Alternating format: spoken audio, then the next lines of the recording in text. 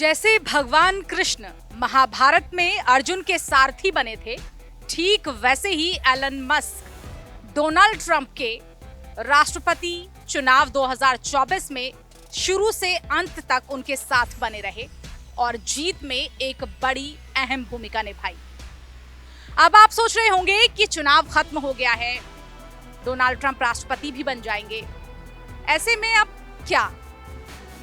तो जनाब, पिक्चर अभी बाकी है। एक बार फिर से एलन मस्क को एक बड़ी जिम्मेदारी मिली है। उस जिम्मेदारी की हम इस वीडियो में चर्चा करेंगे और बताएंगे कि एलन मस्क कैसे ट्रंप के लिए खास हो जाते हैं। नमस्कार, आप देख रहे हैं इंडिया 27 और मैं हूं आपके साथ नंदिनी भारद्वाज। तो चर्चा करते हैं एलन मस्क को क्यों दुनिया में सबसे ज्यादा रईस वो बन चुके हैं। चलिए आप चर्चा करते हैं। फॉर्च्यून ने बुधवार को बिजनेस की दुनिया के 100 बड़े नामों की घोषणा की है और इन्हीं नामों में एलन मस्क का नाम सबसे आगे है। जी हाँ, 100 सबसे ज्यादा शक्तिशाली लोगों की लिस्ट जारी की गई, जिसमें दुनिया के सबसे बड़े रईस एलन मस्क टॉप पर हैं। टेस्ला और स्पेस एक्स समेत कई कंपनियां चला रहे हैं। मस्क की एलन मस्क की नेटवर्थ फिलहाल 319 अरब डॉलर है। डोनाल्ड ट्रंप अमेरिका के राष्ट्रपति पद की शपथ लेने वाले हैं और इस बीच वो अभी से अपनी बेस्ट टीम बनाने में जुटे देखे गए। ट्रंप ने मस्क और विवेक रामास्वामी को एक बड़ी जिम्मेदारी दी है। डोज डिपार्टमेंट उन्हें सौंपा गया है और इसीलिए ट्रंप ने मस्क और विवेक रामास्वामी को डिपार्टमेंट ऑफ गवर्नमेंट एफिशिएंसी की जिम्मेदारी दी है। इसके साथ ही उन्होंने इस बात का ऐलान कर दिया है कि मुझे देशभक्त एलन मस्क को इस विभाग का नेतृत्व सौंपने में खुशी हो रही है। सुनिए डोनाल्ड ट्रंप क्या कह रहे हैं एलन मस्क के बारे में। You know, Elon's a great cost cutter, and Elon thinks he can cut the costs of our government by $2 trillion. Think of it. He's worried about the country. He's worried about it. He thinks he can save $2 trillion, in which case we don't have a deficit. The whole thing would be $2 trillion a year, by the way, a year. तो Elon Musk जो बोल देते हैं ना, वो करके दिखाते हैं। ये बात उनकी इसी से जाहिर हो जाती है। डोनाल्ड ट्रंप की जीत के लिए वो पहले से ही आश्वस्त दिखाई दे रहे थे और ऐसे में एक बार फिर से डोनाल्ड ट्रंप अमेरिका की राष्ट्रपति चुनाव में सबसे आगे नजर आए, जीत हासिल की और अब जल्द ही उनका शपथ ग्रहण भी होने वाला है। तो एलन मस्क सरकार में शामिल होंगे या नहीं, इसके कयास बहुत पहले भी लगाए जा रहे थे। अब एलन मस्क को वो विभाग मिल गया जिसकी उन्हें बहुत पहले से ही आशा थी। जब मस्क खुलकर ट्रंप के पक्ष में आए थे, तब से ही अंदाजा लगाया जा रहा था कि ये उनकी कोई बड़ी नीति है जिसका खुलासा ट्रंप की जीत के बाद होगा। ये तो पता था कि एक ना एक दिन ये राजनीति में आने की तैयारी में है, लेकिन इतना जल्दी ये पार्टी में शामिल हो जाएंगे, इस बात का अंदाजा किसी को नहीं था। आज से 1 साल पहले एलन मस्क ने जो वादा किया था, उस वादे को एलन मस्क पूरा करते नजर आए। हम उन्हीं के दावे और वादे का जिक्र कर रहे हैं एलन मस्क के। एलन मस्क ने डोज का जिक्र पहले भी किया था, जो कि आज धरातल पर देखा जा रहा है। एलन मस्क ने डोज का जो जिक्र किया, अब उसी डोज के वो बेताज बादशाह बनाए जा रहे हैं। डोनाल्ड ट्रंप ने घोषणा की है कि अब अमेरिका में एक नया विभाग होगा, dose department of government efficiency. इसी के एलन मस्क जो हैं वो हेड होने वाले हैं और एडिशनल हेड होंगे भारतीय मूल के रामास्वामी। ये विभाग अमेरिका के सभी विभागों पे निगरानी रखने वाला है, उनके खर्चों पर, उनके मैन पावर पर, सब पर निगरानी रखेगा। एलन ने अपने सपने का जिक्र आज से करीब 1 साल पहले भी किया था। Yeah, I mean, obviously with Trump, the great thing is that we have a real individual who is not beholden to anyone, and that's what scares the machine, and that's why the machine's trying to kill him. Yeah. दरअसल Elon Musk की खासियत ही यही है, जो कहते हैं ना, उसे हकीकत में बदलने का पूरा मादा रखते हैं और इस बात की प्रतिपूर्ति इस बात से हो जाती है जो हाल ही में उन्हें डोज का एक बड़ा जिम्मेदार बनाया गया, ये जिम्मेदारी उन्हें दी गई। तो डोज इसका एक बड़ा उदाहरण माना जा सकता है और हम अब उनके इस विभाग की खासियत पर बात करने वाले हैं। तो डोज का जब एलन मस्क ने जिक्र किया था, लोगों ने इसको मजाक समझा था, सोच रहे थे एलन मस्क ने तो ट्विटर खरीद लिया, अब क्या ही करेंगे, अब डोज का जिक्र कर रहे हैं। तो डोज आज एक क्रिप्टो करेंसी में अपनी लोकप्रियता लगातार बनाता जा रहा है। आज वो क्रिप्टो करेंसी के क्षेत्र में एक प्रचलित नाम बन गया है। मस्क के इस क्रिप्टो करेंसी के प्रति समर्थन ने इसकी लोकप्रियता को भी बढ़ाया है। क्रिप्टो करेंसी समझिए रॉकेट बन गई है, बहुत तेजी से आगे बढ़ रही है। हालांकि पिछले एक दिनों में कुछ गिरावट जरूर देखी गई, लेकिन फिलहाल रॉकेट की रफ्तार से आगे बढ़ रही है। इसके बावजूद कई क्रिप्टो करेंसी ने निवेशकों को जबरदस्त रिटर्न दिया है। इन्हीं में एक डॉग कॉइन भी है। डॉग कॉइन पिछले दिनों भी काफी प्रचलन में रहा और डॉग कॉइन आज भी, जिसे डोज कॉइन भी बोलते हैं, वो आज भी बहुत ज्यादा प्रचलन में है और अपनी रफ्तार पकड़ रहा है। काफी इस करेंसी ने एक झटके में निवेशकों को मालामाल कर दिया। अब अमेरिका राष्ट्रपति डोनाल्ड ट्रंप ने भी घोषणा कर दी है कि अमेरिका में एक नया विभाग डोज होगा, जिसके हेड होंगे एलन मस्क, और इसके भविष्य को दिशा देने के लिए वो जो भी चाहें करने के लिए स्वतंत्र हैं। वो डोज के लिए नई योजनाएं बना सकते हैं, नए तरीके से काम कर सकते हैं, इसमें किसी का हस्तक्षेप नहीं होगा और मेरे ख्याल से शायद सरकार का भी कोई हस्तक्षेप नहीं होगा। एलन मस्क और रामास्वामी मिलकर डोज के जरिए अमेरिका के प्रगति पथ पर निरंतर अग्रसर रहेंगे।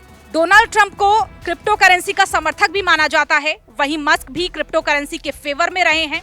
मस्क ने ट्रंप को चुनाव में न केवल आर्थिक मदद की थी, बल्कि उनके लिए चुनाव में प्रचार किया था। बहुत जबरदस्त तरीके से देखे गए थे। हर एक उनकी चुनावी सभा में एलन मस्क देखे गए। कुछ एक क्षेत्र तो ऐसे थे जहां एलन मस्क ने अकेले रहकर भी डोनाल्ड ट्रंप के समर्थन में प्रचार प्रसार किया था।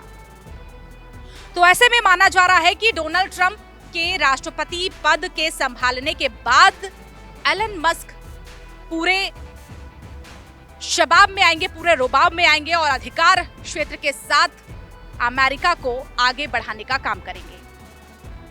हालांकि ऐसा माना भी जा रहा है कि डोनाल्ड ट्रंप अभी क्रिप्टो करेंसी को लेकर भी बड़ा ऐलान कर सकते हैं, लेकिन तब जब वो राष्ट्रपति पद की कमान संभाल लेंगे। कहना गलत नहीं होगा कि सरकार में शामिल बिना, मतलब सरकार में शामिल होते हुए नहीं, सरकार में शामिल हुए बिना ही डोनाल्ड ट्रंप के साथ ट्रंप की भूमिका बहुत अहम होने वाली है। और ये विभाग जो डोज है वो सरकार से बाहर ऑपरेट किया जाएगा। कैसे ऑपरेट होगा, पूरे ऑपरेशन की जानकारी हम आपको इस वीडियो में देने वाले हैं।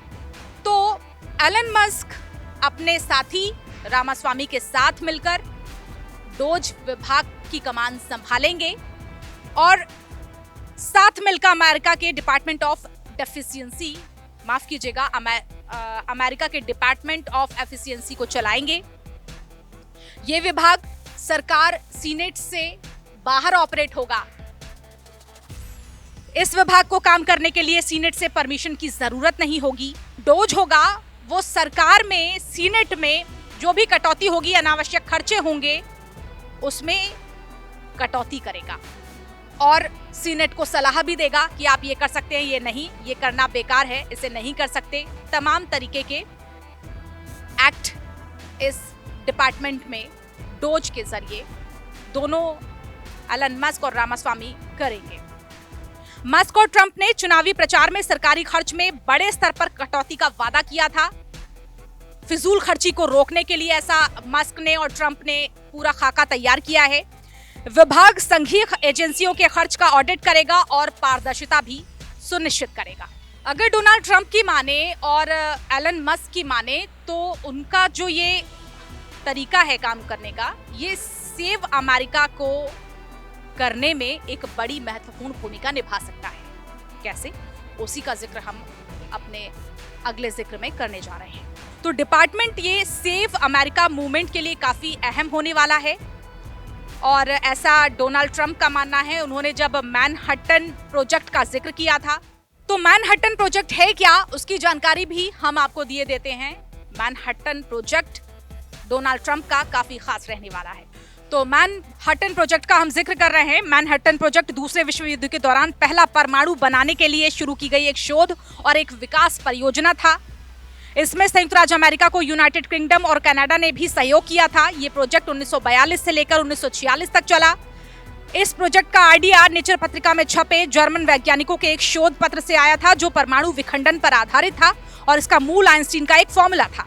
इसके बाद अमेरिकी वैज्ञानिकों और रक्षा सलाहकारों को परमाणु बम बनाने की तरकीब सूझी। फिर राष्ट्रपति रूजवेल्ट ने अल्बर्ट आइंस्टीन को चिट्ठी लिखकर एक गुप्त मिशन का बीड़ा उठाने को कहा, जिसे मैनहट्टन प्रोजेक्ट कहा गया। अब ट्रंप ने डोज के जरिए, डिपार्टमेंट ऑफ एफिशिएंसी के जरिए इस प्रोजेक्ट को धार देने की कोशिश की है, जिसमें एलन मस्क भी उनके सारथी बनकर चल रहे हैं। तो इसकी जिम्मेदारी मस्क को मिली है, रामास्वामी को मिली है। ये सेव अमेरिका मूवमेंट के लिए बहुत जरूरी कदम बताया जा रहा है।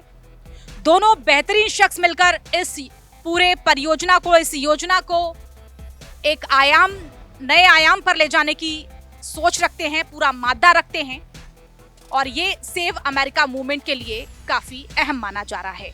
तो इसी के साथ जो अमेरिका में सरकार में रहते हुए जो लोग थे, जो अनावश्यक खर्च थे, बेफुजूल थे, उनको रोका जाएगा। सरकार में ब्यूरोक्रेसी को क्लीन करने की कवायद एक मानी जा सकती है ये, और इसी के साथ जो संघीय एजेंसियों का रीस्ट्रक्चर है वो किया जाएगा। ये संभवतः मैनहट्टन प्रोजेक्ट को माना जा रहा है कि ये एक मैनहट्टन प्रोजेक्ट बन सकता है।